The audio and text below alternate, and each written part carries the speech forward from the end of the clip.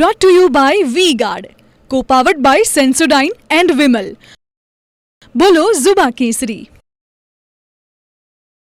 રાજીનામું, નવી સરકાર રચવાનો રસ્તો સાફ. 7મી જૂને સરકાર બનાવવા માટેનો પ્રસ્તાવ રજૂ કરશે અને 8મી જૂને ફરીવાર એટલે કે ત્રીજી વખત વડાપ્રધાન પદે શપથ ગ્રહણ કરશે નરેન્દ્ર મોદી.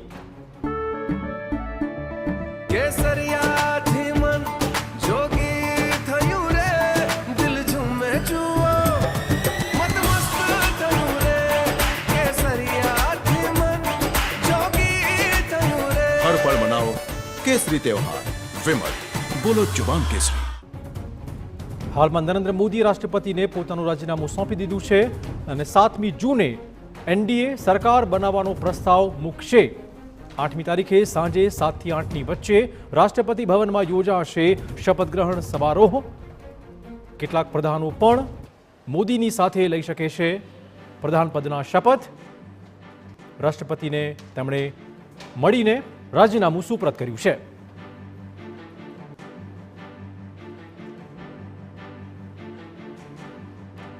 તો લોકસભા ભંગ કરવાનો પ્રસ્તાવ આજે કેબિનેટની બેઠકમાં મંજૂર થયો.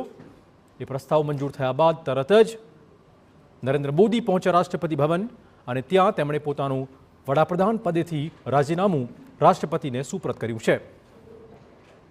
8મી જૂને સાંજે 7 થી 8ની વચ્ચે નરેન્દ્ર મોદી ફરીવાર વડાપ્રધાન પદના શપથ ગ્રહણ કરશે. ત્રીજી વખત તે દેશની ધુરા સંભાળશે. વધુ વાત કરવા જોડાશે અમારા સંવાદદાતા કિંજલ મિશ્રા. કિંજલ, શું વધુ મહત્વપૂર્ણ ગતિવિધિ? દેખો, વડાપ્રધાન એ આજે પોતાના મંત્રી વડાપ્રધાન પદ પરથી રાજીનામું આપી દીધું છે. આ એક ઔપચારિકતા હોય છે.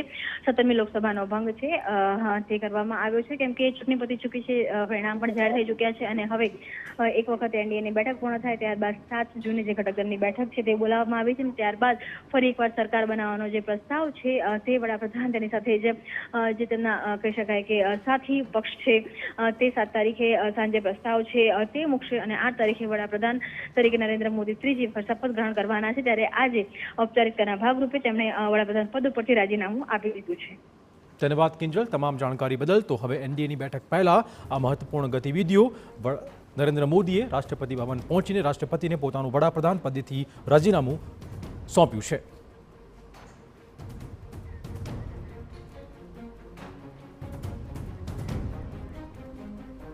Brought to you by V-Guard, co-powered by Sensodyne and Vimal. બોલો ઝુબા કેસરી.